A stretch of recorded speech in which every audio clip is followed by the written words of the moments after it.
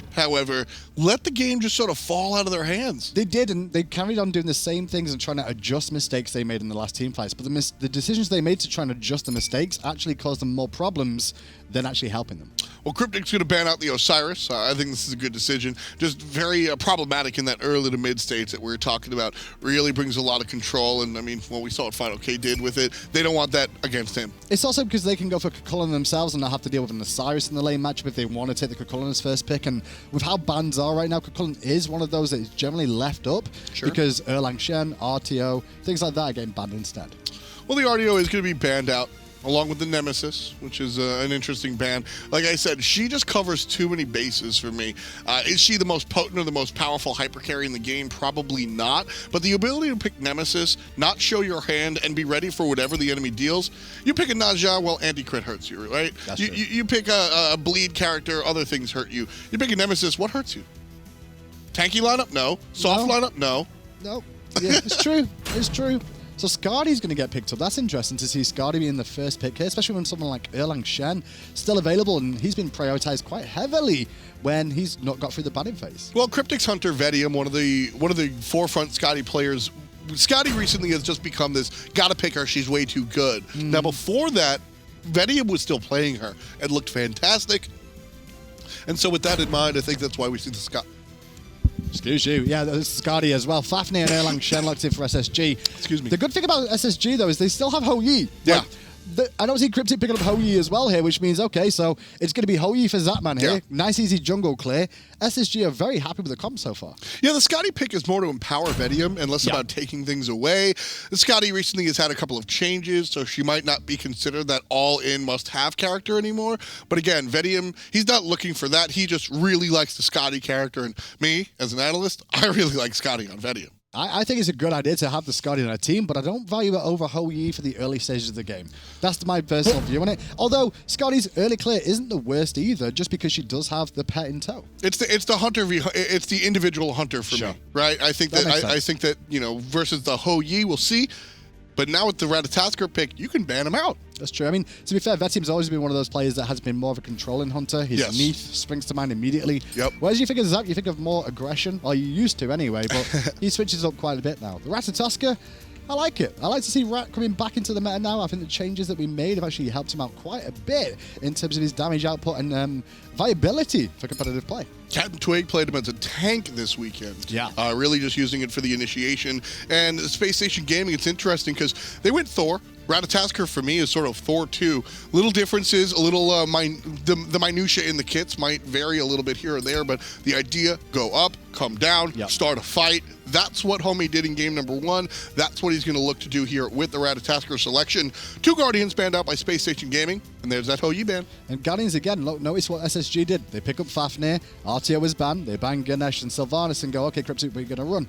They have Sobek this time around, which is more than likely going to be in that support role, but can flex elsewhere. And clearly SSG feel that Sobek is solo, because otherwise they wouldn't have banned Ganesh and Sylvanas. Those are 2 Zapman hunters. There you go. The Jingwei and the Ho Yi both banned out by Team And that's why I'm Cryptic. surprised by the Ratatoskr pick and not a Ho Yi pick potentially here, unless they didn't want to give Ho Yi. You don't ban Zapman out. No, sure, but you could have picked Ho Yi, and would they really have banned Ratatoskr? I'm not so sure. It's possible. It's possible. Possible, I mean, yeah, but guaranteed, I don't know. Sure, but here's the thing for me. When it comes down to Thor and Ratatoskr, they present specific strategies where you're going to look for that up in the air, come down, and really look to start the team fight. If you ban out Ratatoskr and maybe even the Thor, then that strategy is gone. Whereas if you ban out Ho Yi and Jingwei, a hunter is a hunter is a hunter. They have different styles in playability and when they come online the most, but Carnanos is going to do generally the same job that Ho Yi does. That's very true. I do get exactly what you mean with that. Sol for the mid lane more than likely here as well. Although Skardy could mid, Sol could duo lane. It's not something we've not seen before. And a Hercules, okay. That's a really good pick. Final Case Hercules is fantastic. So is Scary D's, although Erlang Shen and Ratatoskr already selected, so he's not taking it out of, excuse me, Scary D gets to play. I'm completely on the back line. But the idea that Hercules is going to be here is a really good look for Final K. And Toth is the final pick for mid lane for good old Anster, who's good rotation to mid now. I think he's up I there love with it. the best of the mid laners Yes. now. He's taken a long time to get there, in my opinion, but to be fair, it's going to take a lot of transitioning from the jungle position, and he's got the skill to do so. Listen, yeah, I mean, at this point, people ask why do we keep talking about Andy being new to the mid lane? It's because in comparison to the rest of the players in the world, sure, he is relatively new. Sure. But I think we're past the judgmental point as to how good he is or this, that, or third. Andy, for my money, is just as strong as any other mages.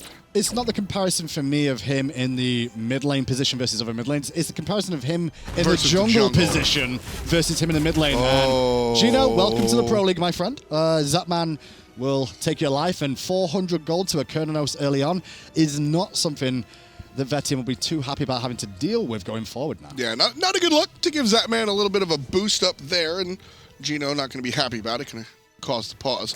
Actually, it's Scary D that we're going to win. On his keyboard, That's what probably happened. Like, damn it, and hit the pause key. Yeah, Scary D just a little too happy there. Celebrates so hard, they knocks out his internet. Well, going back to Annister, I mean, the thing about him is, I know we've always been talking about him mid this season. Sure. It's because he was probably one of the best, if not the best jungler in the world, and was always considered that. Then changed position, and you're like, well, is he going to be the best in mid? Well, it's going to take time to ramp up to that, and he's starting to get there. See, the question for me is he's already there. I do not question if he's one of the best mids. He's crushing it. Like I said, for Space Station Gaming, their win cons are Andy and Zapman. Sure. Give him the Thoth guy and let him fire from afar in the late game. But I'll always have, and I've said this before, the what if. Whenever Space Station Gaming loses because of a questionable call or a questionable gank in the jungle, what if that was Andy instead? And I think when Space Station Gaming was created, if it was anybody else outside of Homie FA, I would have said, bad move. Sure. But Annister leaving way for Homie FA, that is probably the only jungler that I would have been happy about this move made. At the time when he did that, like, when you look back, you're like, yeah, there wasn't many others. You're like, okay, that makes sense. This was a year ago at this point, right? Yeah, I mean, if you look at the league now, there's definitely a few more faces on that jungler list, and you're like, you know what, that would work out okay now, but at that time when this happened, Sure. like, yeah, it was the only one. Yeah, and as far as that will always be the conversation. He has done the work. He has become the mid lane. He is mid lane answer, and nobody's questioning. Is he still growing? Blah blah blah. It's been a year. The guy is totally fine at the mid lane. But like you said, there's always going to be a little Andy in the back line. Good bead uses out of Andy too, because that would have been a lot of free pressure onto Annister to start him. Take into account he's only level 2 as well, which means he's not got his full kit necessarily available. Yeah. By level 3, generally you may look for your whole kit, but sometimes you wait till level 4 even before you get your first 3 abilities online. Ain't waiting until 4 against a Sobek, that's for sure. The Sobek No shows choices. up. Yeah, no, I'm getting There's that nothing worse. dash. Whenever you deal with Sobek, it's always like, I guess I'm getting my escape ability second, not necessarily the one that's going to give me a little bit more pressure earlier on, because you've got to just be a little bit more aware. And I'm happy to see Gino throwing that out early. It's not something that sometimes Sobeks will hold on to a lot more often. Sure. Just throwing it out early just keeps him in check the whole time then, because the whole game they're like, oh, Sobek pluck, Sobek pluck. So the positioning changes slightly. Yeah, it's you got to condition the opposition Yep. into being in a spot that you can really take advantage of. It's also the punishment onto Annister as well, because he went for this Book of Toth rush at the start of the game. By him not having as much sustain in terms of potions in his kit because of this, getting those beads off him early means he's going to play further back, knowing that if he gets poked out too much more, he's going to have to go back to base earlier, and then he's not going to get his Book of Toths up online as quick. Instead, he's going to have to go for the boots. Yeah, but if he does get that Book of Thoth online, Then you're having a golden situation to be a Toth. yep, Space Station Gaming. They could 2-0 here, but Team Cryptic looked really good, specifically in the early game last time around, which is why I like to see this draft out of them. He's completely dead there. That is just going to be enough. He didn't really do much more than that. As soon as I saw the poison, I'm like, well, he had beads. That ain't going to save you from the poison damage, which is true, on top of 3 other characters around. So, once again, Cryptic doing good stuff. Outside of the first blood on Gino, they control the start of the game. Homie FA might have been able to get out of there if he had more moving speed. That's true, yeah. If only he had boots. Why would you say that? Why? I was You going to started it. say. I was going to say maybe a winged blade. Listen, what, wing blade at 3 minutes in the game after? No, I know where you were going. I just played along and then turned it on you where you're like, why would you do that? You've just blown chat up. I'm like, no, you did it. I just made you. You're accountable for that one. I I take no responsibility. I just followed through. I always follow through. I take no responsibility for that one. Y'all can direct your complaints at HiResNewman on Twitter. That's fine. I'm not upset by it. I'll take it on the chin.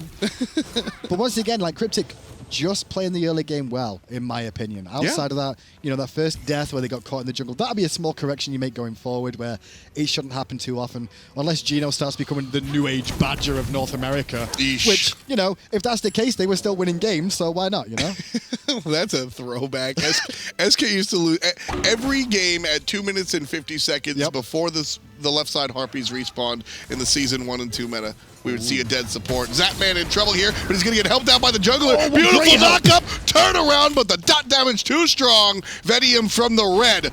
But Ditches one out. Oh, Geno's peel is great here, but Jigs is having none of that. And Domi's like, well, I still got Acorn Sunshine, even if I don't have boots. And now Jigs under pressure too, with Shadow Chair coming in. He dodged it. Ultimate. He dodged it. Completely He dodged missed. it again.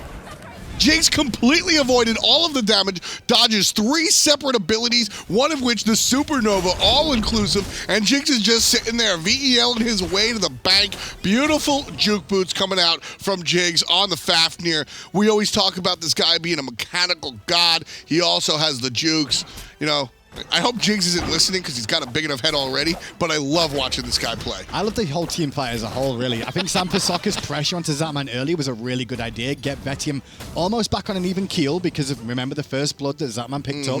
That helps out a lot. The difference is Zap realized that he was in trouble, but so did his team. Instead of running and trying to survive, he was like, okay, my team's coming. I'm probably dead here. Let's fight, knowing my team's on the way. And it turns it around into a 2-for-1 then. Turn and burn. Beautiful play from Space Station, but a lovely attempt from Cryptic on the gank. Yeah, you got to understand, when you're in trouble and identify that. But, and talking about the early game prowess of Cryptic, they draft a composition that I love. Look at this. Both sides of the map, opposing teams looking for a gank. It's Sammy on the right and it's Jigs on the left. Jigs going to back to base. Sammy probably just going to absorb some of the farm. I'm excited to see how well Final K does in this Hercules this game too, as we get to the team fights. We mentioned that both these two solo laners are very, very good in the team fight scenario. And it'd be interesting to see how he's going to work out here, because if he just gets to continue to farm in the solo lane and doesn't get pressured on this Hercules is a bit of a monster towards the later stages of the game, especially because you're not necessarily going to buy anti-heal against this composition realistically, are you? Oh, you are for the Hercules. But you're going to have to for Herc. That's the point. Because he's also going to buy Bracer. And he's going to have a fun time. Do you reckon he's going to go Bracer? He did the last time, and it was stupid. I don't know. He was 1 hit away from death, and then full HP, and just went into another team fight. Giggling away. Yeah, so I think by the time he gets level Zap. 12... Good gag. Yeah, nice little aggression there coming out from the guys on Cryptic.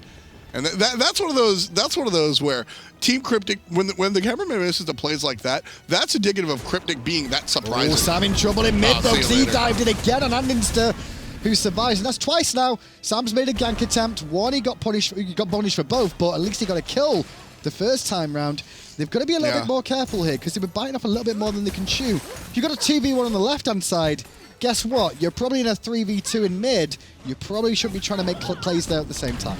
Sam for Soccer also played alongside Zapman once upon a time. Nice juke out by Shadow Chair. So Sam's pathing, Sam's style might be known by the Big Z, and he might be able to tell everybody, hey, look out for Sam around this point in time, because Sam for Soccer was a relative, he was a rookie coming up for Eager once they lost their jungle DJ Pern. So he only played a handful of games. Sure. When you're on the amateur side, your repertoire of decent plays that you make is relatively small. Oh, Scary, you're going to get plugged in as Sam tries to cast the escape route side. Scary will get a top off on 3, and Andy's support is great with the damage over the top. Fine, okay, throws out the boulder generally to try and dissuade Space Station from continuing this Zoning ult. Pretty much. Zoning ult. As a Hercules, that's kind of what it is, really. I mean, it's either a kill secure or a zoning ult, or it's the dream of hitting 4 people. Or the wave clear. The Divios wave clear? Yeah, that's the lazy man. The lazy man, like, oh, I got pushed into the tower because I was late to my lane. Boulder. Boulder. I guess I'll back now. Yeah. So it's there. But going back to the conversation, Sam for Soccer, he doesn't have the whole... he has a couple of approaches to the game at this point. Sam's still new, like relatively to the Pro League, and he's still finding his footing. Like we said, he played a little bit on Eager for a little while, and he didn't have enough time to really get grounded and work out the style of the team. Now, he's just joined this team, Cryptic, so finding his footing again with these guys. Obviously played with them a little bit before entering the Pro League, but still finding his footing, and the pace of the Pro League is different to challenge him. Jigs gonna get flung, and under the water goes Geno, looking for the damage on a Scary D, who's able to get out of there. Final K won't. Homie FA finds the last hit onto the big man, And down goes Hercules for the first time this game. Gino looking to play some sort of defense on the blue buff. Shows up, tail whip, and gets on out of there, but not able to secure. Oh, Andy missed a stun. Surprising to say that. Notice, though, that everybody on Cryptic was at the speed and blue buff. Notice that Space Station still took the speed and blue buff. And notice that Zapman was still free farming on the left-hand side. Win, win, win. Space Station game. Very different scenario than game number 1. Space Station already of about 1,500. But the deal here that I liked about Cryptic, but it's not coming to fruition, it seemed like Cryptic identified the fact that they were ahead in the early and the mid game last time around and picked characters that do well in the early game, but can also transition to the late. Hercules, Soul, and Serket all do that. Mainly the balance. I mean, Hercules, his laning phase at the start isn't the absolute greatest. Kind of dips in the midpoint for a little bit, but then late game comes with the itemization, boom, right? So having someone like Sanfasaka, who's great in the early game on a Serket, Serket's fantastic all the way through. You've got Sol that's going to be very safe. Gino will be the one on the Sobek that's doing most of the setup for the kills in the early stages too. And you transition towards the later stages a lot better, whereas Space Station, I'd say their curve is absolutely perfect. Sure. I mean, early game kind of lacking, but I mean, right now their prowess is crushing. As we were saying, early game, like they lost early game last time. It doesn't matter as much until the second, third Gold Fury, where it's actually critical. The early game isn't as big and impactful as you think, unless you get the strangle on the first couple of Gold Furies. Well, right now, Scotty, I kind of thought Space Station would filter into this left side jungle. Instead, more concerned about the Harpies. Could actually pick him up at least for the safety factor. And Scary D and fine, okay. I love keeping an eye on solo lanes and their rotation and pathing choices of like, are they going to stay for the wave? Are they going to go proxy farm? We don't see as much proxy in these days as we used to, however. Nah. I'm wondering that's why, because of teleport. Oh, the flip kick under the tower. That could be a big deal, folks. Good damage. Scary D gets hit by the ultimate as well. Not enough to kill, but certainly brings him down low. Take into account Scary D still got his ultimate too, so as long as he holds that, he actually nets a win there for getting Final K's ult for free, especially if the no Gold Fury attempts happen now from Team Cryptic. Sure. I always view Hercules' ultimate as one that you kind of want to, have a quick finger on, have a quick trigger on. What, just to throw out there for damage? Or yeah, just go for it. It's not a big taunt. It's not a big heal. The impact it has in a team fight, sure, it's large. But like you were saying, I mean, it's not exactly one of these must-have team fight ults. In my eyes, though, as Hercules, like, I use that ultimate in team fights, and I'd look at it in ultimates of like, hey, that will absorb a stun that I don't get hit by. Sure. Hey, that'll also absorb some extra damage coming out. For example, if Zapman drops the piggies in the team fight, turns everyone to balls, Hercules is going to stand there and throw a rock at his face. That's a good way. CC immunity is the reason you would like to hold it for team fights. That's a big deal. That's definitely a big point. Final K not going to have that opportunity. Neither will Sam for soccer, but Homie FA drops on down, separating the team fight. And Sammy falls down for the third time of this game. There's the pluck. Homie FA right in the clutches of Shadow Chair, but everybody else from Space Station is just waiting. Shadow Chair could be in trouble here, waiting for the disapparition, and he's gone. Shadow Chair has to look back at that last team fight and decide what he wants to do, because he took way too long about everything there, realistically. He wanted to help out a little bit on Sanfasaka, drops his ultimate, but he was too late. The fight was already washed. He was already dead. He turned it around, drops it anyway. Should have just backed away. Just got to think about these things a little bit quicker, especially at this level. Oh, Venium's in trouble. No dash on the character. Keep that in mind. Zapman just tunneling. Gino's playing really well, by the way. I know he's only 1-1-2 now, but look at this. Pulls in, Zap again. Stellar Burst from Shadow Q, just slightly off the mark by a hair's width. But Gino's in the fights, mixing it up, peeling where he can, supporting his team, setting up. That's just really good. And for a technically rookie, he is a rook. To the Pro League. That's a good sign of a support. So we have seen him once or twice before, playing under Aruzis. If you remember, he played a handful of games for, I think they were United at the time, whether it was last season or early this year. I don't know. Pain Devon's had so many different members on his team. I couldn't tell you which one was when now. But he has shown up a handful of games, and he was playing in the jungle at that point, if I'm not mistaken. Very weird, different stuff, and only for a game or two. Now in the support position, I'm with you. He looks more comfortable. He looks very strong. And just as Gino in some trouble, playing aggressive, able to dash away, stun onto Custer's curse. Oh no, the juke! Curse. Just sidesteps to the right, and Andy did not predict the side. To be fair, Toph's ultimate is one of the things, like, you can see it coming if it's that close too, when you're like, okay, I just sidestep to the left, and it's not as big as you think. I got really excited there. I got really excited. I didn't think he'd actually get the juke out, but he does. Andy being cheeky sends the stun through the wall. But yeah, it's fun watching Gino succeed here. Just a side note, you know where he's from? Is it somewhere? Gino hails from Long Island, New York. Northeast, yeah. Long Island, New York. Oh. Just saying. Why do you want to mention that? Oh, because Long Island has bred so many professional Smite players. Who? Zapman is from Long Island. Is he? Baskin is from Long No Island. way. Jeff Hinley's from Long Island. No, he's Canadian. That's not even a funny joke. All of these players come from Long Island. I wasn't There are joking. even more that I could go on. I But learned he was Gino, the Canadian. latest in the Long Island players representing the Smite Pro Where you League. from? Long Island, baby. Of course you are. That's the only reason it gets brought up realistically.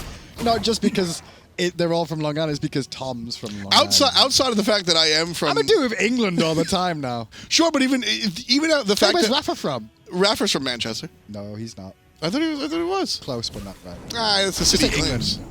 England's easier. England's the same as Long Island in size. It'll work out. It's about the same. Besides the fact that I'm from there, I do find it very interesting that there are so many players from one spot. Only you do.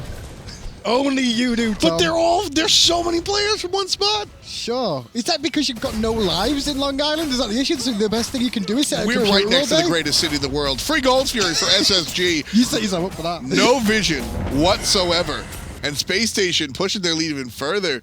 That's not a good play from Team Cryptic. Yeah, that's a small mistake from Cryptic, honestly. Like, they pressured the right-hand side, and that was mainly they wanted to secure their own buffs, I felt, more than anything else. You can see speeds down for San Soccer. So by sending that many people to make sure speed's defended this time, Space Station turn it around and go, okay, you can send that many there? Yep. Well, we'll take a gold then. Works out well. Yeesh. I can't... Cryptic need the vision there. That's inexcusable. They're not so far behind that they can't fight into that. Yeah, that's one of those communication things that you just get thrown for a loop for a second. Like Betty and probably Basin at the same time. Sure. Not realizing he was going to be the only man over there. Oh, Zap's beads were very late. Very, very late beads. That's going to force his ult. Now the beads are on cooldown, which means Doggy comes in, but here comes Jigs. Good Aegis. Now Jigs with the body block goes for the transformation.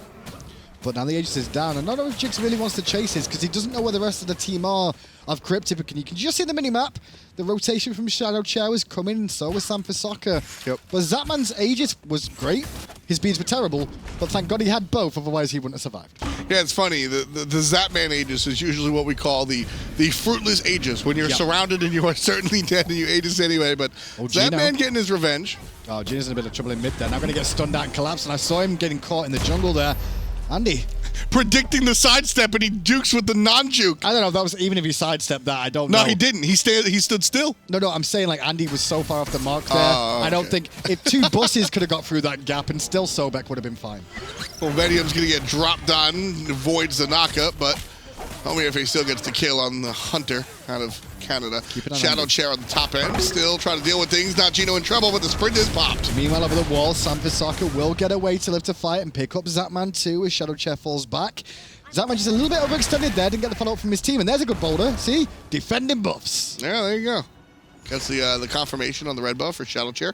Able to pick that one up. But look at this on the right. This is Scary D. This is what he sometimes does in the team fights, which I do like. If he's not going to make it there in time, sometimes it's a decision to stay in lane because you're like, well, what are we going to lose in that fight on the left-hand side? I'm winning some lane. kills. Well, there's no goal fury up on the left, so even if he does rotate, what's he going to do? Fight? What could he do? He's Take winning objectives. lane. Yeah, but he's not won it yet. Oh, the dash forward, looking for the flip. Not going to find it. I love seeing the 1-2s. The 1-2s at Hercules are always fun because it's something that you don't use as often or see. But when it happens, it looks great. Yeah, it is fun watching that one go down. Not able to find the character, however, but still impressive nonetheless. Gino getting a little poke out here at 17:30. And Space Station with the lead in our second game of a two-game set, 7-4. Also leading in the gold by about 4,000 gold. Still relatively an even game, though. Even though Space Station are ahead, they're not in the lead enough to say, yeah, this game is theirs. It's not in the bag yet, like it was at a certain point in game one. Round 25, 26, you're like, yeah, the game's broken with that Fire Giant, but still fine for that. Space Station Gaming's jungler picks up the Enchile. Fine, okay. I'm not saying uh-oh just yet. The hammer connected, it may have been a bit more of an uh-oh, but he's got the bracer too, like as you said, so we'll see how this works out. And still no anti-heal just yet on the side of Space Station. Hercules could be an absolute beast going forward. Love this choice of itemization coming out from Homie FA. The Enchile here recently changed, but the passive remains the same. So when he gets hit by magic, he silences the magicians around him, the mages around him. But the stats are more form-fitted for It's basically dive the mage and make him shut up real quick, as opposed to this weird hybrid item that it used to be. Looking at Shadow Chair, and more specifically, the Ratatasker, he's going to jump on that mage. The mage is going to be silenced and hopefully dead before he can cast. But it's funny, something funny we just saw at Jigs as well, who just came back from base. When he went back, he started working on Kasari, then sold it straight away before he left the base, switched it up. Now looks like he's going for that Pestilence, which is something that I'm probably going to expect because he needs some sort of anti-heal, as you mentioned. And it's good to see that they're noticing it too, you know, even though natural brain path is Kasari next. Wait, I would love this with the team I've got, but I can't really do that right now. Yeah, and he will get the Kasari a little bit later, and that'll help out Zapman and Scary D. And, you know, the idea, right, that Kurnanos is not the super late game character. Well, if you pair him with Jigs and the Kasari, I mean, he sees it now. He hears it, sure. Yeah. Good call, buddy. Good call. I don't know. Shadow Chair was very weak in mid lane there, so there was potential options. But Gino and Vedium were not. This, however, is still a chance for Space Station to take this tower because Shadow Chair's so low, and Gino getting poked to half now. This could be an easy collapse for a tier 1. Yeah, it's a big deal. Even with a nice sickening strike, Gino doesn't heal himself up very well. Sanford Soccer by himself in the back line. Oof. Scary. Okay. And now Gold Fury is just spawning, so just notice that Space Station Gaming got the first Gold Fury, then just got a free tier 1 tower in the mid lane too, and now they can head towards the gold and put some pressure there, and Cryptic still haven't based yet, so Gino and Shadow Chair still not at full health. Timing 100% intentional. Good stuff. Coming out from Space Station Gaming. Oh, making Zap! sure to look for this opportunity. Going all the way in onto Zapman, and Zapman going to ages perfectly, so Andy still will at least make sure Zapman is traded out. Jigs now and the rest of Space Station grouped together. The control by Hercules, fantastic job kicking 2 players, finding the stun, confirming the kill onto Z-Man and the rest. Now 1 for 1, as you said, 4 players alive. Neither team can really afford to go and try and invest in the Gold Fury. Gino coming around the corner to make sure Space Station aren't going to catch them sleeping a second time. The problem right now, though, is Sanford Soccer keeps trading his life every time. He gets a kill every time he's committing, but you can see he's got 2 assists, 2 kills, 4 deaths. Yeah. Add them all together, 4 for 4, right? Yeah. He's dying every time he goes in. He can't be doing that. He's got to either commit earlier and get back out, or don't commit in the first place. Don't trade your life every single time. It's not going to be so beneficial as time goes on to not have your jungler on the map. That's why the experience disparity is also starting to show. At the same time, I mean, that's what Serket does. She jumps on somebody and everybody just throws darts at her. But you're Serket, and generally by that point you should be looking to disengage. Yeah. He's using all his abilities to commit most of the time, which means if you're using everything to commit, how the hell are you getting back out? Exactly. And if you're going to use all your abilities to commit, no issue. Get a frickin' Aegis then, though. Yeah. Don't go Blink. Because why do you need Blink and Ambush and Deathbane if you're going to be going all in? Well, that's the thing. The Blink is supposed to allow you to go all in. You blink, you find the Cobra's Kiss and the Zigzag, and then you ambush the hell out when you get the kill. But if you're going to go blink and wind up dying for going all in, that creates a troublesome situation where you're not getting all the bang for your buck. With this, the next Gold Fury, quite key. We mentioned the first one earlier on, just like game 1. This Gold Fury is key again, because Cryptic take this Gold Fury, we're looking at an even game once more. Experience-wise, not so much. Gold-wise, definitely. Yeah, and that's what these teams really have to worry about as the game gets it later and later is that gold lead for Team Cryptic specifically. We reference the experience, and most of the time that number is a little bit more important, but Cryptic is keeping it relatively even with level 19 Scotty versus the enemy Hunter. Things are looking kind of okay there outside of the jungle. It's Gino, the gold they got to worry about. A couple of mistakes from Gino there, but the turnaround is there because Zap got hungry. Kill eyes on, and in the end it's him that drops down instead. Homie in the sky though, and Andy under pressure too. And he's going to be fallen victim to Vedium's hand as well. 3 kills for the Hunter. And Team Cryptic looking to turn this around. That's so funny. Gino made a mistake by going all in and homie FA for some free poke and, just cause some problems for the rat. Gets caught out of position like, oh no, I've got to ult. And then the whole Space Station start coming in to try and kill him and don't realize that Cryptic were all around waiting in the wings. Gold Fury going to go down. Beautiful zonage coming out from Final K one more time. And that Gold Fury is a very big deal. As we were just saying. Yeah. What was once a 5,000 gold lead cut down, and it's about 2K now. They're looking at Paul Demon here potentially too. Final K is going to pull it. The whole of Cryptic going over there, and Space Station know this is going on because Homie FA notices it as well, but he's going to go for the red buff, which leaves only Scaredy and Jigs here to try and defend this one. And already at 10%, I don't think defense is even on their mind. Final K again, just zoning, no problem.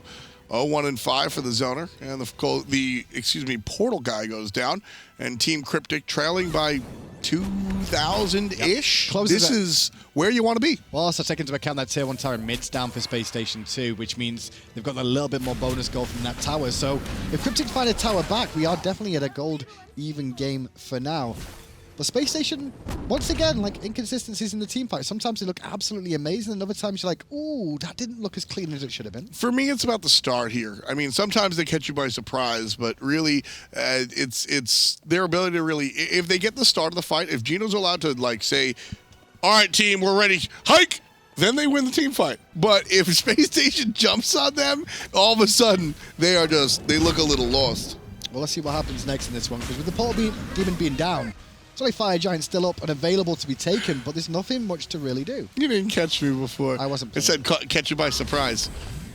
You said hungry eyes in the middle lane for some reason. Oh, so you were rhyming the Eric with me? Carmen song? Oh, I wasn't intentionally doing that. Really? He's got hungry eyes. I have never heard the phrase hungry eyes outside of hungry eyes. To be fair, that's the eyes that Zapman had. I would call them Kill Bill eyes too, because it's the same sort of thing. You know when the Kill Bill music plays of the... Whee! Yeah, that's what Zap had. Whee!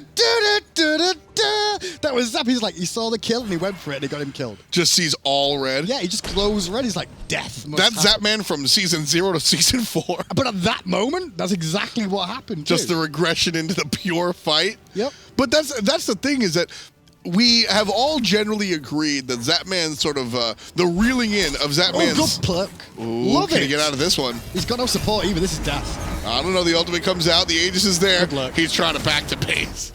I mean, he's backing because he knows he's got nothing else he can do. Nothing you can do there. That was clean. And that is why we call it the Zapman Aegis. Just want to notice that was Gino as well. Again, we've been mentioning how well he's been playing. That blink pluck was absolutely well timed. Looking like a mulesy. Picked him off straight away. No beads out of Zapman that time. I'm not sure if the beads were on cooldown still, or he just didn't get time to cast them because he didn't realize the reaction time just wasn't. No, he was smart about it there. He used the Aegis. Zapman slams the Aegis, right? And he goes, oh no, I'm in trouble. Aegis. And then he realizes he's dead anyway, and he's not going to bead. Blink from Sam, beads down from Sam. So 2 relics to get stunned in the face is what happened. But it did create a bit of pressure for Cryptic to look at a second tier 1 tower. Sanford Soccer trades 2 relics out for a tier 1 tower. I like it. I'm fine with it. I'm okay with it. Tie game. I'm okay with it. He ties the game. I mean, just walk up to him. Like, all right. 1,300 gold at 26 minutes. That's a tie game to me. Yeah, it is. It pretty much is, even though the cameraman doesn't agree. But that's exactly what Sam has been doing over and over again. And we've been, even though that was for a tower this time around, he's full committing with everything. And you want to know what? We've been kind of critical about him and his number and his slash line specifically, but at the end of the day, he's not bringing necessarily all of the damage. You can see him basically just below midline there, but he's created the opportunities. Sure, and I'm not trying to discredit. They're dirty and messy. It's more the idea of his play in this game with a circuit. You always want a jungler on base value. You don't want your jungler going 1 for 1 every team fight, do you? No. You want your jungler going 2 for 1 at best, or 1 for 0 if it's a real dream. I mean, he's trying, and I'm not saying, oh, he's trying. Look at him, but he's getting it done just sloppy. It's like somebody gave him like a color by numbers, but he only has 2 colors. But at the end of the day, you can still tell what the hell the picture is. That's what he's doing, basically. It's really funny. I'm just looking at builds now from the Hunters too. Keep an eye on Zapman. He has died 6 times this game, yet his build is online. He is a crit machine coming out very, very soon. And that's one thing that Cryptic have to be a little bit wary of, is that they don't realize how much crit he's going to do, because 2 crits in a row, and it's good night, sweet, whatever you are, except fine, okay. And that's what I was talking about when it comes to Space Station. Late game, put the cape on Zapman and Andy. It doesn't matter. I mean, Andy's had the cape on all day so far, in my opinion. I mean, Andy straight up won 2 games for them last week. There was a moment where they were over by the left side blue buff, and Andy kills 3 people with a raw ult, and they win the game. And then the very next game, they're over by the Fire Giant. He kills 3 people with, I think it was Raijin, and they win the game. You mentioned the cape that Zapman wants. I'm pretty sure there's 1 cape on that team between Andy and Zap. They just toss it and back. Zap's like, hey, Andy, can I have that cape? And Andy's like, no. Because I'm going to die with it in mid lane. No, oh, Shadow Chair! Shoot him in the face! But now, Zap's got the cape for a second as the Gold Fury's pulled again. Remember, last Gold Fury went to Cryptic 2 and the Portal Demon. Now a 4v5, no magical damage dealer. The securer of a Gold Fury is not available either. This is free. Look at Final K. Zapman throws out the thorns, and Final K is just sitting in them like, what up? That's doing nothing. Didn't use a single relic for that either. Just sits there like, okay, no problem. What up? Cryptic could go for Portal Demon again here, and I'd like to see them do that. They've still got Andy dead for 25 seconds, and the way Space Station just acted around the Gold Fury, Portal Demon, in my eyes, is worth less in gold, less in experience, so if they're not going to defend the gold, they're not going to defend this, and Zappy's on a wild ride. Yeah, he's just getting Final K'd over here. Gino from around the back end might be able to help out his solo laner, but nobody's helping Zapman here. Shoved. The Aegis will help for the moment, but the dash kick by Final K. Number 10.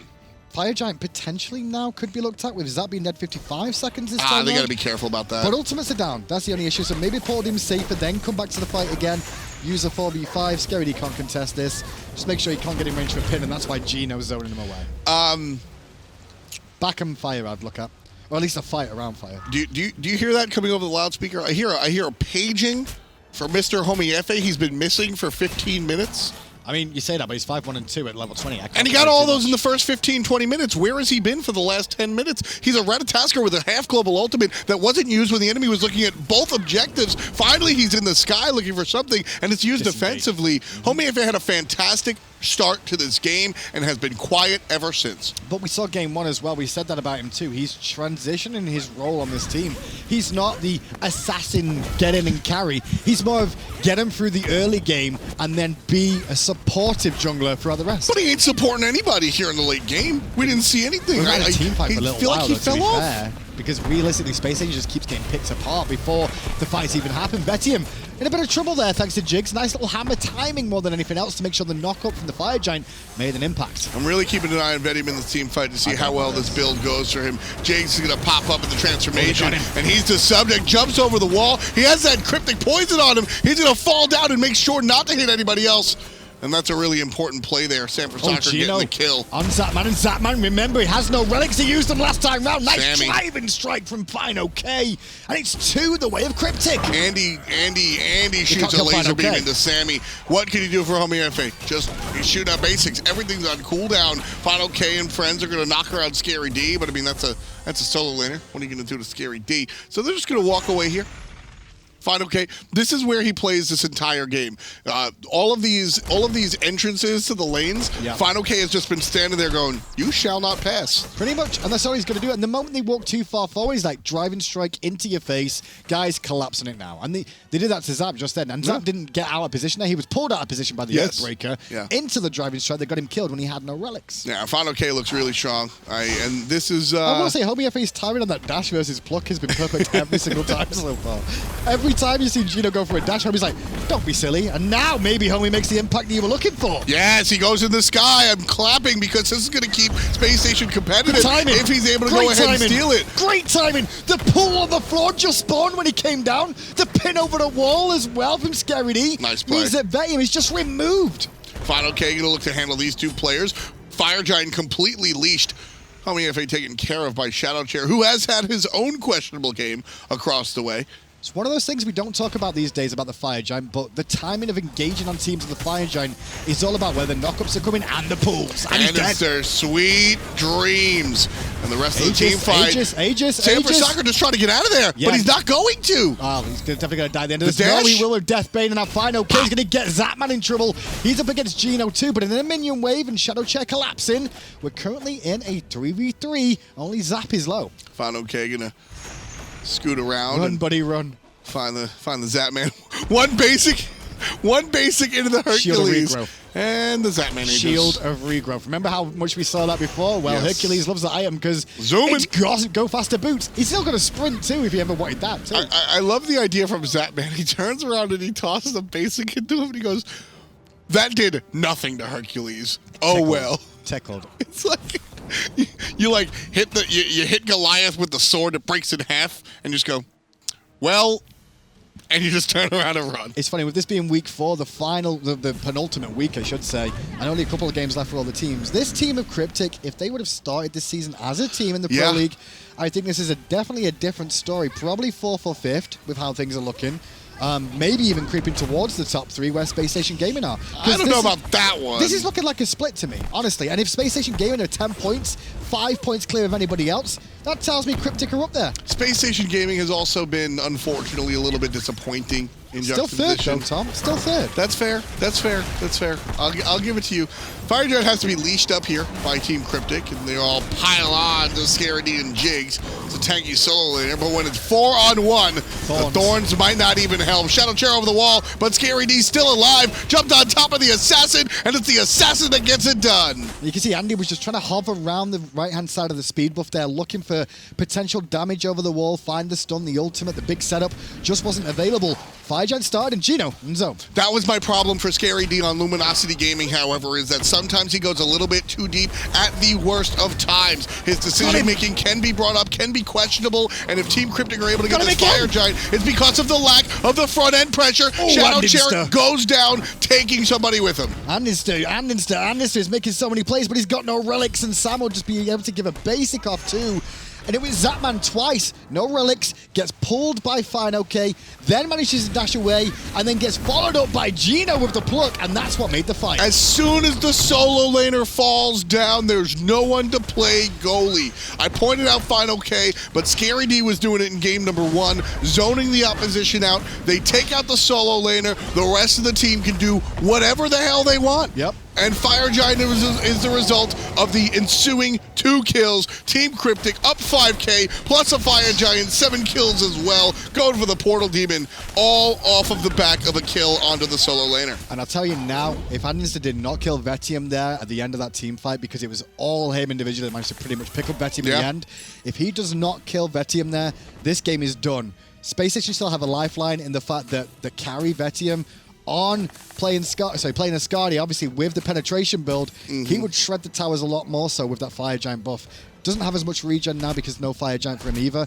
That is a very, very small win for Space Station that they need to cling to now on defense. I want to give Vetium a lot of credit here. When we talk about builds a lot of the time, it's usually just right or wrong.